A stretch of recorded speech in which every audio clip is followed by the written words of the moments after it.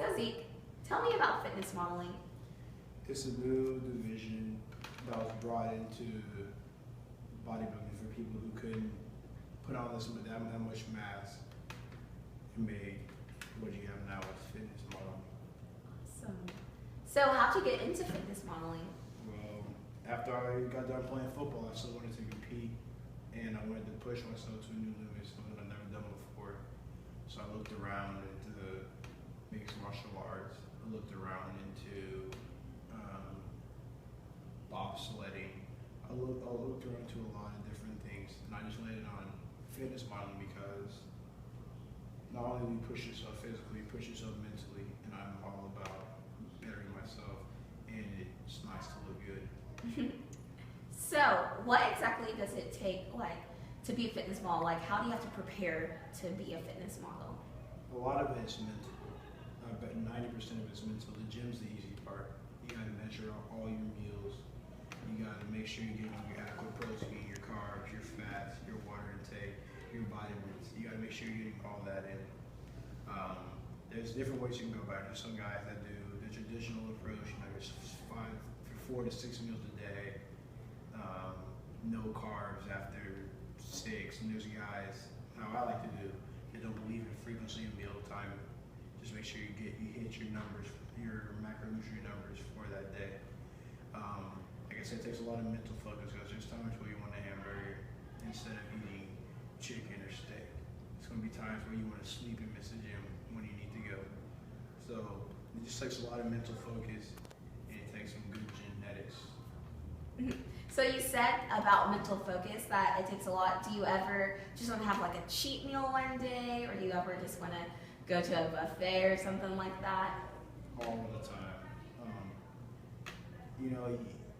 You can have those things, but they have to be in moderation.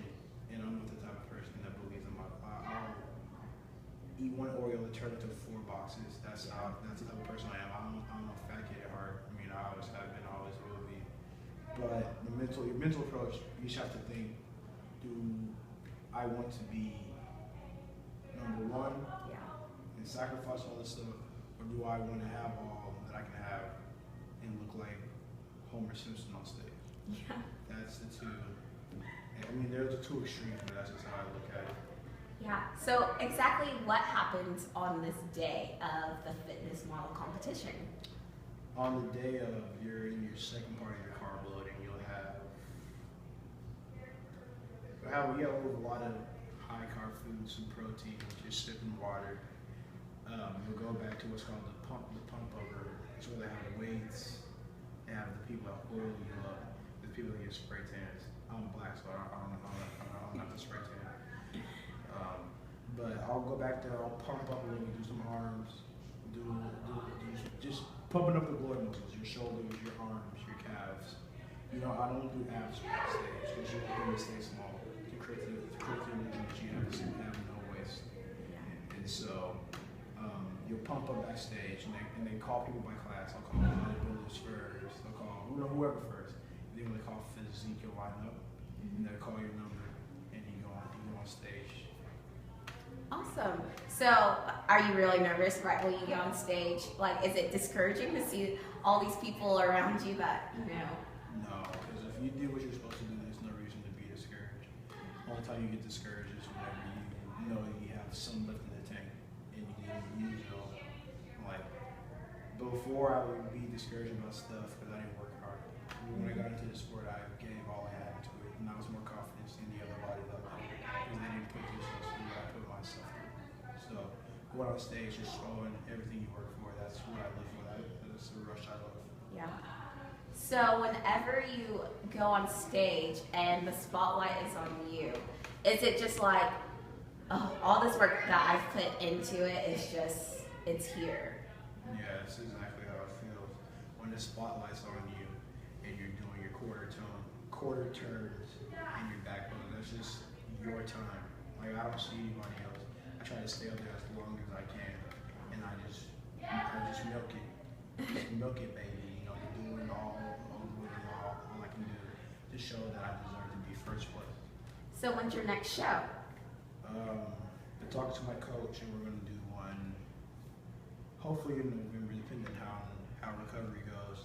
And we're doing one early next year. We're going to Ohio for the Arnold Classic 2015, so I'm really excited about that. Cool. That's a really big show, and you're gonna be a pro from that show. So I'm bringing my best package there. I'm beyond it. I'm beyond pumped right now. Awesome. Have you ever trained other people in this profession? Yeah, I trained a kid named Dalton Brown. Mm-hmm. Dalton Brown. He got second place in the men's class. He was only 18. So that's a huge accomplishment. I felt really proud that I trained somebody so well, and it was just awesome. I trained people on the side. I trained just people, whoever wants it. I just love seeing people change their bodies and seeing them so happy. That makes me. It gives me motivation. Yeah. It's probably the best. It's the best thing that I discovered, and I just love it. Awesome. Well, thank you so much for talking with me today, and I wish you all the best in your future endeavors. And it was nice meeting you today.